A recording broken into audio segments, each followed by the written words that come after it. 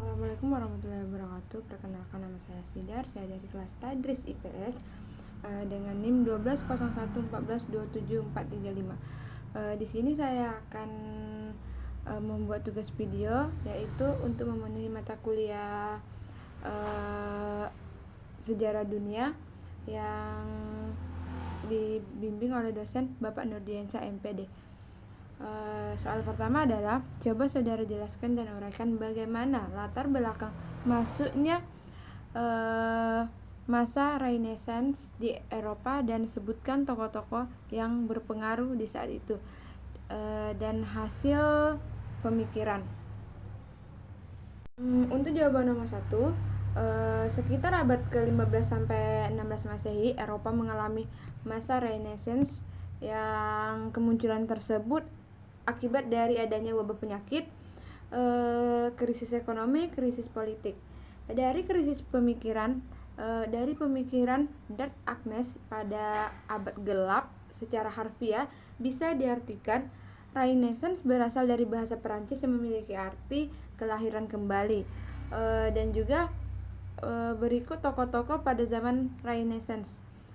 Ada beberapa tokoh penting pada masa Renaissance tersebut, yaitu ada Leonardo da Vinci, Francis Bacon, Galileo Galilei, terus René Descartes dan Patrice.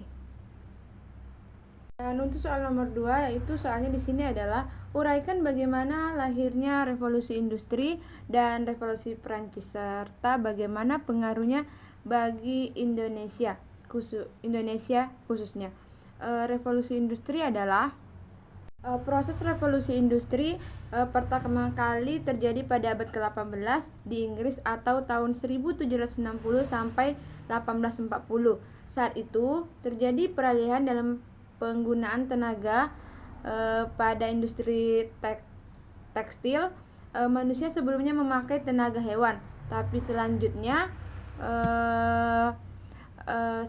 manusia mulai beralih menggunakan mesin. Dampak revolusi industri bagi Indonesia yaitu munculnya industri gula, banyaknya pabrik, munculnya imperialisme modern di Indonesia. Diterapkan kebijakan undang-undang gula, yaitu bisa disebut dengan Sukerwet oleh pemerintah kolonial Belanda, pembangunan jalur kereta api di Pulau Jawa.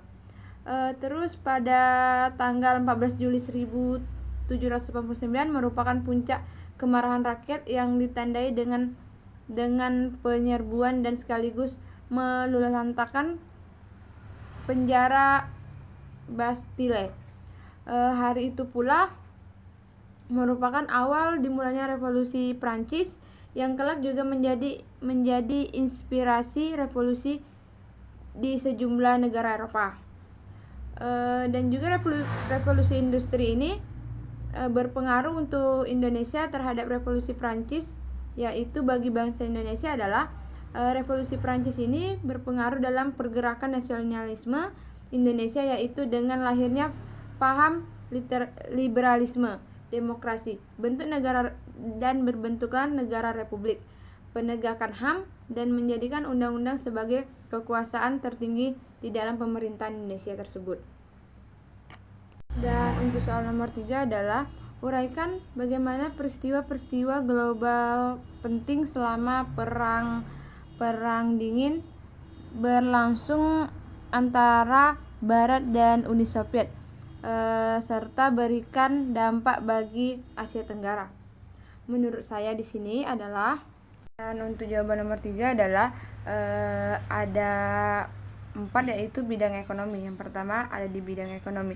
Dampak perang dingin di bidang ekonomi adalah menyebarkan sistem ekonomi liberal dan kapitalis ke seluruh dunia dan diterapkan oleh negara-negara berkembang di kawasan Eropa Barat, Asia, Afrika, dan Amerika. Mengutip, dan dari sisi lain sistem ekonomi sosialis komunis juga diterapkan oleh negara-negara yang beraliansi dengan blok timur.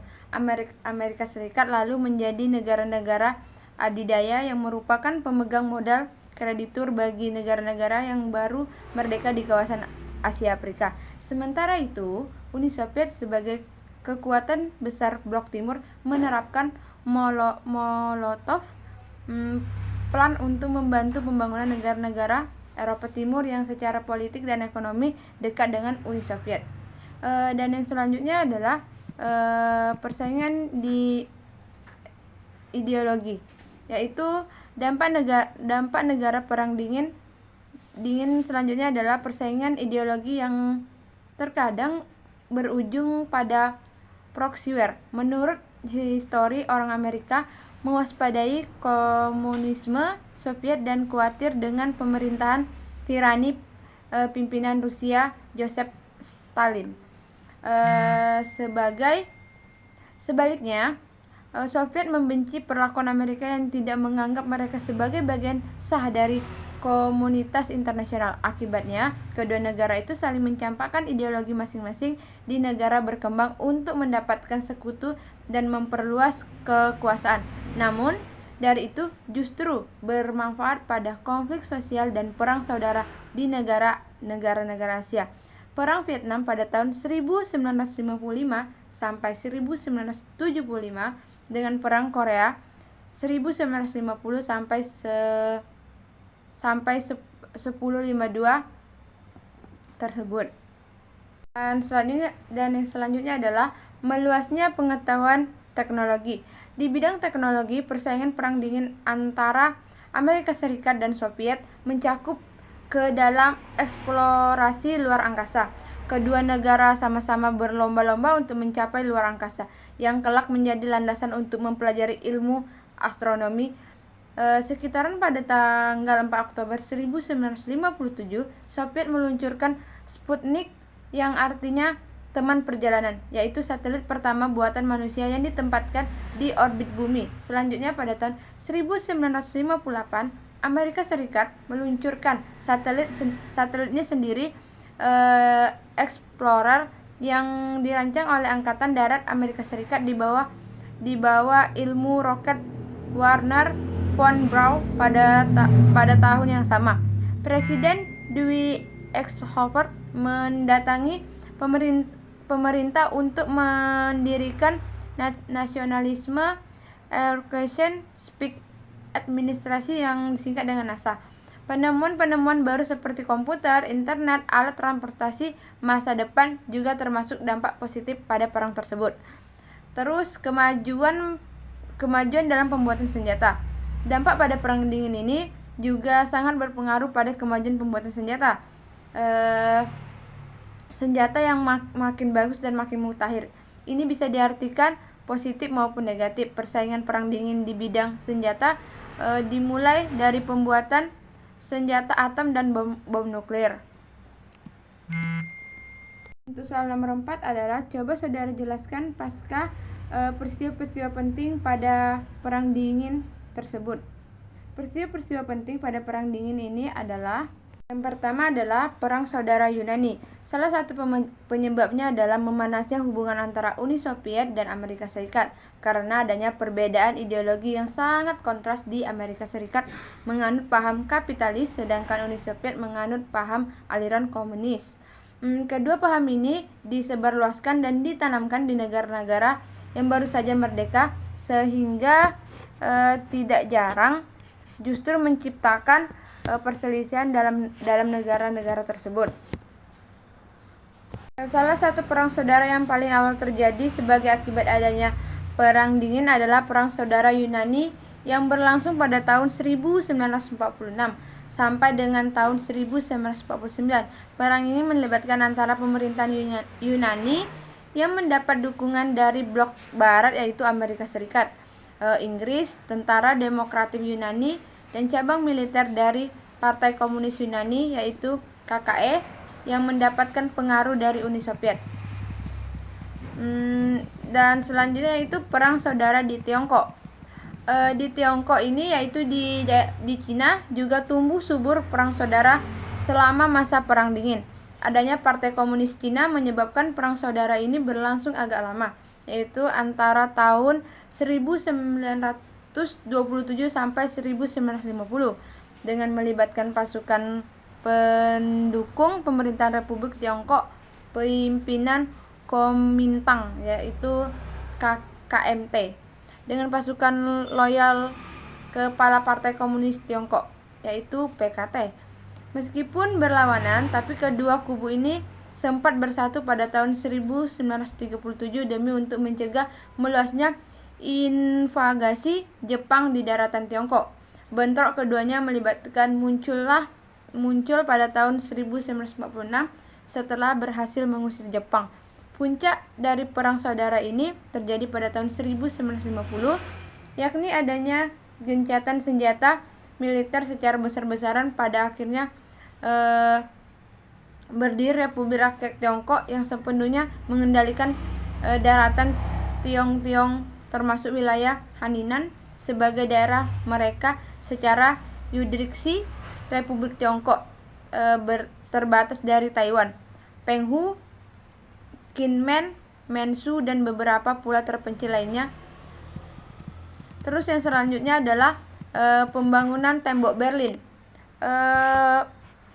Pembangunan tembok Berlin ini merupakan sebuah kota yang terletak di Jerman, di mana terdapat sebuah tembok yang memisahkan antara Berlin Barat dan Berlin Timur.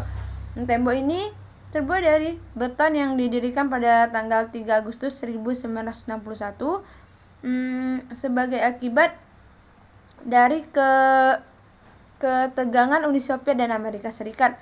Di sepanjang tembok ini terdapat pos penjaga dan daerah terlarang yang penuh dengan ranjau, sehingga tidak ada kendaraan yang bisa leluasa menyeberanginya. Untuk nomor 5, yaitu soalnya adalah uraikan dan jelaskan kondisi kawasan Asia khusus Asia Tenggara setelah Perang Dunia Kedua.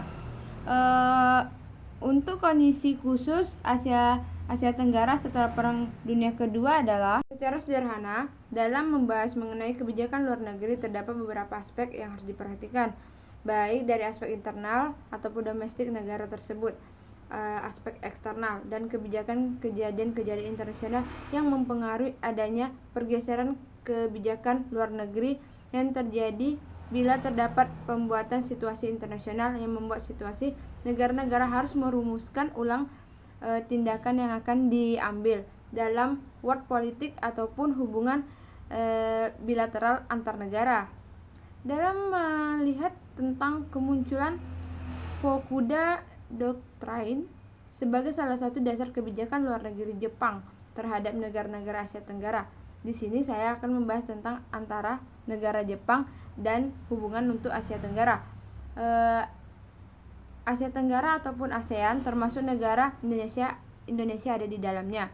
Terdapat berbagai variabel yang mendorong kemunculannya, antara lain situasi internasional di mana Amerika Serikat mulai meninggalkan Asia Tenggara, kebutuhan Jepang akan raw material, dan kemunculan gerakan-gerakan anti Jepang seperti peristiwa Malari.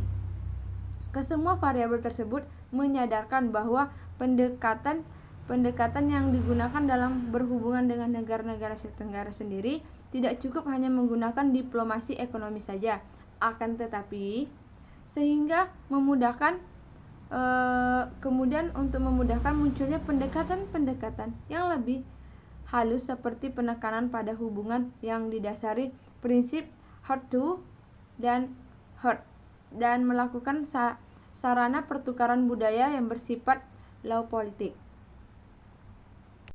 Untuk nomor 6 sendiri, soalnya adalah coba saudara jelaskan latar belakang terbaginya Jerman Barat dan Jerman Timur, dan bagaimana proses penyatuan kembali Jerman sebagai negara yang berkedaulatan. Penyatuan antara Jerman Barat dan Jerman Timur yaitu sebagai berikut. Penyatuan kembali Jerman atau Jerman Barat dan Jerman Timur yaitu berlangsung pada tanggal 3 Oktober 1990 ketika mantan daerah Republik Demokrasi Jerman yaitu Jerman Timur digabungkan ke dalam Republik Federal Jerman yaitu Jerman Barat. Selepas pemilihan umum bebas pertama Jerman Timur pada tanggal 18 Maret 1990, dirundingkanlah antara Jerman Timur dan Jerman Barat, selesai dalam satu kesatuan perjanjian. di mana perundingan tersebut adalah antara Jerman Timur dan Jerman Barat, serta 4 kekuasaan pendudukan menghasilkan perjanjian, yaitu Perjanjian 2+4 yang menegaskan kedaulatan penuh kepada Negara Kesatuan Jerman. Negara Jerman secara resmi dipersatukan kembali pada tanggal 3 Oktober 1990 ketika 6 negara bagian Jerman Timur, yaitu Bundesländer, Mecklenburg,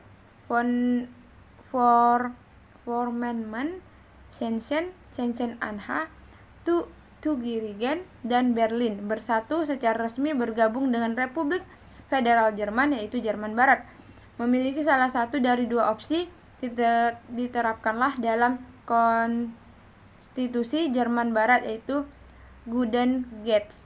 Maka dengan masuknya secara resmi 5 negara bagian Jerman yang kembali didirikan oleh Jerman Barat sesuai pasal 23, di mana diperluaslah untuk memuat mereka, antara lain yaitu alternatif ialah bahwa Jerman Timur bergabung secara keseluruhan dalam rangka persatuan resmi antara 2 negara Jerman, Jerman Timur dan Jerman Barat, secara keseluruhan dalam rangka pemersatuan resmi negara tersebut, yang lalu antara lain harus membuat konstitusi baru lagi yang baru saja didirikan, meskipun dipilih oleh secara sederhana. Hal ini menjadi alasan adanya sentimental dalam negara timur maupun negara barat yang akan diduduki. Untuk memudahkan proses ini dan meyakini bahwa negara-negara lain menyetujui, yaitu Jerman Barat membuat beberapa perubahan kepada Undang-Undang Dasar, yaitu pada pasal 146 diubah sehingga pasal 23 dari konstitusi yang berlaku bisa dipakai untuk penyatuan kembali. Lalu jika 5 negara bagian yang telah didirikan ulang di Jerman Timur sudah bergabung, maka Undang-Undang Dasar bisa diubah lagi untuk menyatakan bahwa tidak ada daerah Jerman lain yang ada di wilayah negara kesatuan yang belum bergabung. Pada tanggal 14 November 1990, pemerintahan Jepang menandatangani sebuah perjanjian dengan Polandia yang menyangkut perbatasan mereka yang dikenal sebagai perbatasan Ordenaces. Dengan demikian melepaskan tuntutan mereka untuk Silesia, Pomerian dan Prusia Timur. Pada bulan berikutnya, pemilihan umum bebas pertama bagi seluruh rakyat Jerman semenjak tahun 1932 diadakan. Hasil pemilu ialah mayoritas yang bertambah besar bagi pemerintahan koalisi Helmut Kohl. Terus jawaban untuk nomor 7 ialah, soal nomor 7 ialah coba saudara uraikan gerakan nasionalisme di negara-negara Asia dan Afrika serta tokoh-tokoh yang muncul pada kala tersebut. Pemasangan patung kelima Perdana Menteri 5 negara tersebut ditempatkan berjajaran dengan patung Presiden RI pertama, yaitu Soekarno, dan Presiden Afrika Selatan yang tokoh anti-apartheid Nelson Mandela.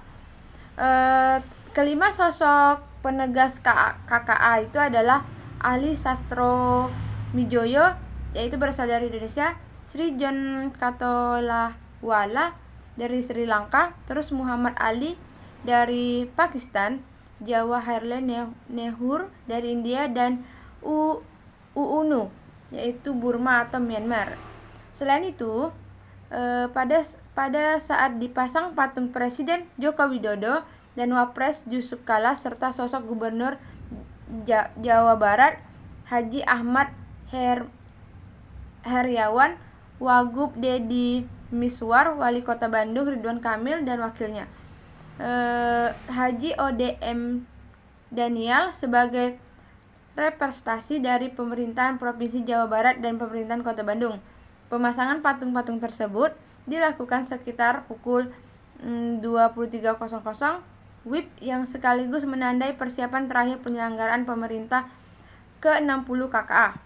Sebelumnya, Wali Kota Bandung Haji Ridwan Kamil dan Menteri Komunikasi dan Informasi Koninfo Rudiantara melakukan peninjauan dan pengecekan ke beberapa titik pembenahan di kawasan Ring 1 itu.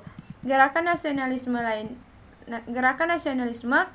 bangsa Asia Afrika, yaitu paham nasionalisme pada awalnya berkembang secara kedaerahan, kemudian menjadi meluas di seluruh negara yang terjajah dan akhirnya menjadi nasionalisme. Gerakan-gerakan nasionalisme yang tumbuh dan berkembang di Asia Afrika sebagai berikut. Yang pertama adalah gerakan nasionalisme di Jepang. Jepang memasuki zaman modernisasi pada masa pemerintahan Kaisar Tekno, yaitu Meiji. Negara Sakura ini maju dengan pesat, bahkan kekuatan militernya juga diperhitungkan oleh bangsa-bangsa barat. Untuk membuktikan kekuatan militer negara Jepang menyerang Korea dan mendapatkan kemenangan.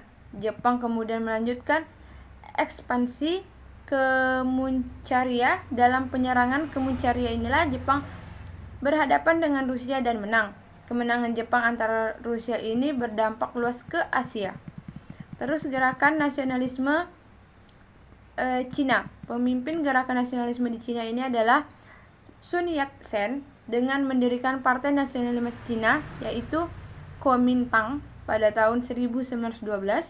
Sun Yat-sen mengadakan pembaruan di semua bidang sebagai berikut. Yang pertama adalah Republik Cina adalah salah satu negara nasionalis Cina. Yang kedua, pemerintahan Cina disusun berdasarkan demokrasi atau kedaulatan di tangan rakyat. Yang ketiga adalah pemerintahan Cina mengutamakan kesejahteraan rakyat. Selain gerakan-gerakan tersebut, masih banyak lagi gerakan-gerakan yang lainnya, seperti di Turki yang terkenal dengan Turki Muda dipimpin oleh Mustafa Kemal Pasha, yang dirangkum dalam berbagai artikel. Mungkin sekian jawaban UAS Sejarah Dunia saya. Maaf apabila ada kesalahan. Saya akhiri. Wabillahi taufiq wal hidayah. Wassalamualaikum warahmatullahi wabarakatuh.